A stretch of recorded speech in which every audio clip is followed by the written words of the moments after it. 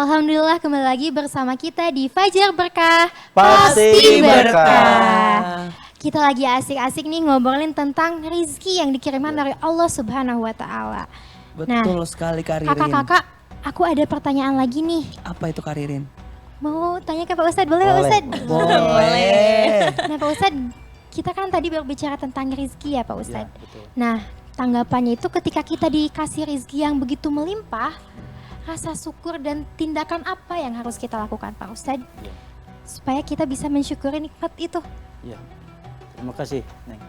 Bahwa dalam Al-Quran Allah berfirman, "Lain syakartum lazidanakum, walain kafartum in adzabi lasyadid." Barang siapa bersyukur terhadap nikmatku, pasti kami akan tambahkan nikmat itu.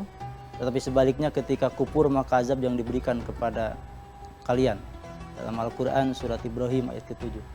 Bagaimana Allah Subhanahu wa Ta'ala memerintahkan kepada kita, bagaimana ketika Allah melimpahkan rizki kepada kita, baik itu rizki materi ataupun rizki non materi yang berikan Allah kepada kita, tentu kita harus pergunakan rizki tersebut sesuai dengan yang memberinya. Kehendak yang memberinya, siapa yang memberinya?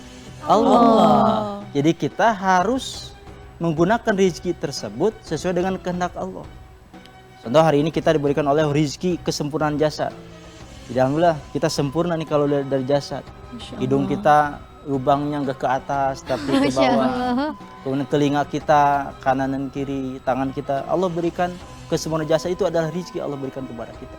Artinya bahwa rizki kesempurnaan jasad ini harus kita gunakan sesuai dengan kehendak Allah. Itu tentunya kita pakai untuk beribadah.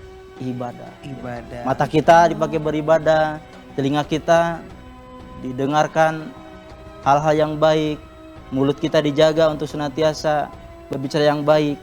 Terkadang kita suka lupa jadinya ketika mata kadang-kadang melihat kepada yang tidak baik, kemudian mulut sudah tidak sadar ketika awalnya ngobrolin pelajaran, ngobrolin masakan, tapi endingnya ngobrolin orang lain gitu. Beli tomatnya 2.000, ngobrolin orang lainnya 2 jam gitu. Nah, itu artinya bahwa kita tidak menggunakan rezeki yang Allah berikan kepada kita sesuai dengan kehendak Allah.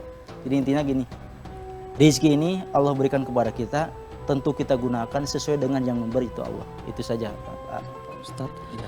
Tapi banyak banget ini terutama pemirsa di rumah atau saya sendiri kan kadang ngerasa ngeluh Pak Ustadz kan.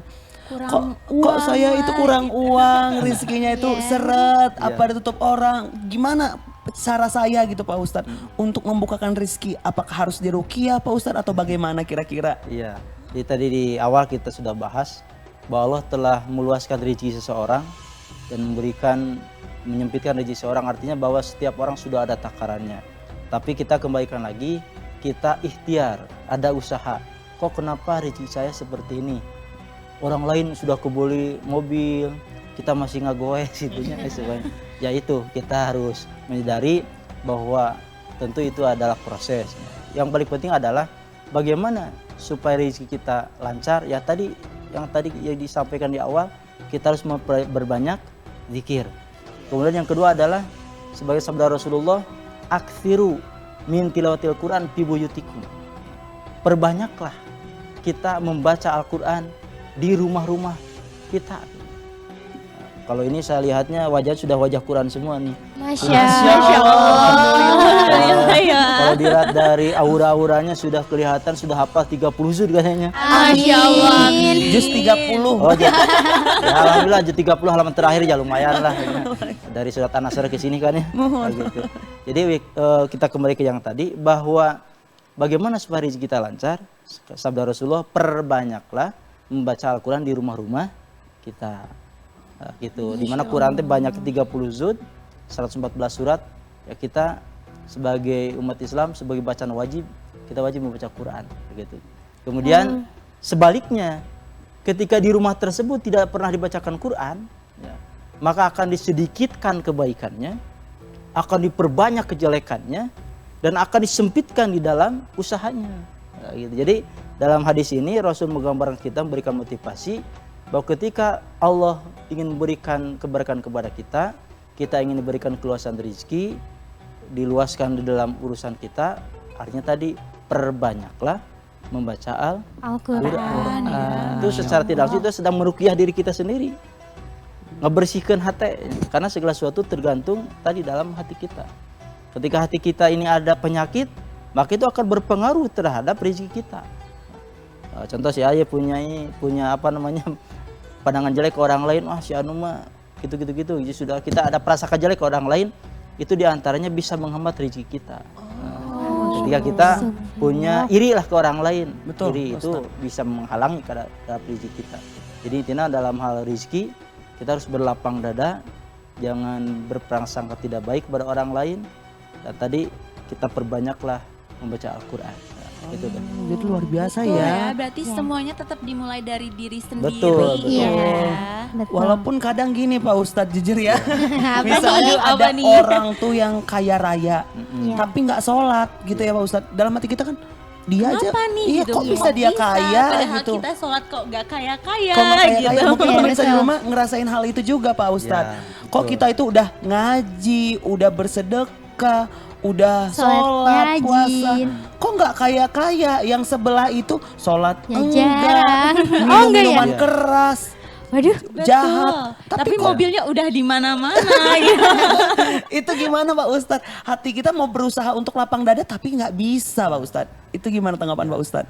Berarti hati kita masih perlu dibersihkan. gitu. Balik lagi harus Artinya gini Teh. Iya berarti ya. Jadi ketika ada pasti setiap orang punya pandangan seperti itu. Kok kenapa orang lain ini, tapi kok kenapa saya seperti ini? Padahal dan sebagainya.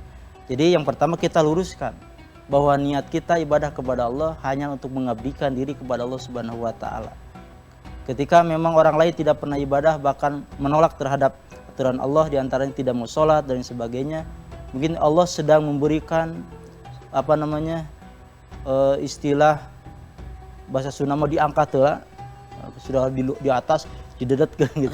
Oh, lalu dijatuhkan ke bawah Istidroj Pak Ustadz. artinya bahwa diangkat dulu, kemudian nanti suatu saat pasti akan hilang gitunya. Memang hanya sebatas kenikmatan di dunia, tapi di akhirat mungkin dia tidak merasakan nikmatnya surga. Tapi kenapa hari ini kita tadi ada anggapan hanya disampaikan bahwa oh kenapa saya itu ujian. Nah, itu ujian bagi kita.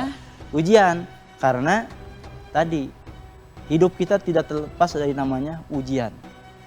Ketika kita kekurangan harta itu adalah ujian.